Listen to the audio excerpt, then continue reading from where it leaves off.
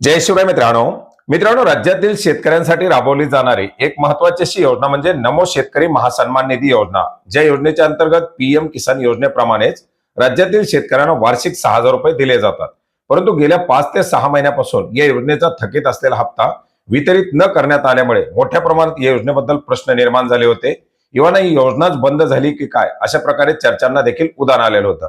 याच्यामध्ये सध्या सुरू असलेल्या अर्थसंकल्पीय अधिवेशनामध्ये कृषी मंत्र्यांच्या माध्यमातून ही योजना सुरू असून या योजनेचा 8वा हप्ता थकीत आहे आणि तो लवकरच शेतकऱ्यांना वितरित केला जाईल अशा प्रकारची माहिती दिल्यामुळे शेतकऱ्यांना एक दिलासा मिळालेला होता. परंतु अर्थसंकल्पीय अधिवेशनामध्ये अर्थसंकल्प सादर करत असताना या योजनेचा कुठेही उल्लेख न झाल्यामुळे पुन्हा एकदा प्रश्न निर्माण झालेला होता. या योजनेला काही निधी तरतुदीत करण्यात आलाय का किंवा योजना सुरू आहे का, याच्यासाठी काही बजेटमध्ये तरतूद केली आहे का, हा प्रश्न देखील या ठिकाणी निर्माण झाला. आणि मित्रांनो, याच योजनेकरता निधीची तरतूद करण्यात आलेली आहे. पूर्वी कृषी सहाय्य 2401 अर्थसहाय्य D3 च्या अंतर्गत एकत्रितपणे हा निधी वितरित केला जात होता.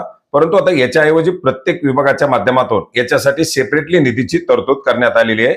याच्या अंतर्गत आपण पाहू शकता सामाजिक न्याय व विशेष सहाय्य विभाग, याचप्रमाणे आदिवासी विकास विभाग, या दोन्ही विभागाच्या माध्यमातून या योजनेकरता निधीची तरतूद करण्यात आलेली आहे. राज्यातील अनुसूचित जाती या घटकासाठी 696 कोटी 90 लाख रुपयाचा निधी हा नमो शेतकरी महासन्मान निधी योजनेकरता सामाजिक न्याय व विशेष सहाय्य विभागाच्या माध्यमातून तरतुदीत करण्यात आलेला आहे.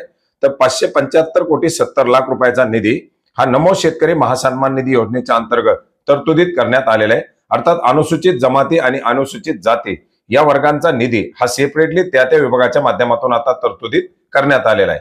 आता लवकरच ह्या निधीचं वितरण किंवा पुढील प्रक्रिया पार पाडल्या जातील आणि या योजनेचे हप्ते वितरित केले जातील. योजनेचा हप्ता वितरित करण्यासाठी अद्याप कुठल्याही प्रकारची घोषणा करण्यात आलेली नाही. त्याच्या संदर्भातील जे काही अपडेट येईल ते अपडेट सुद्धा आपण नक्की जाणून घेऊयात. भेटूयात नवीन माहितीसह, नवीन अपडेटसह. धन्यवाद.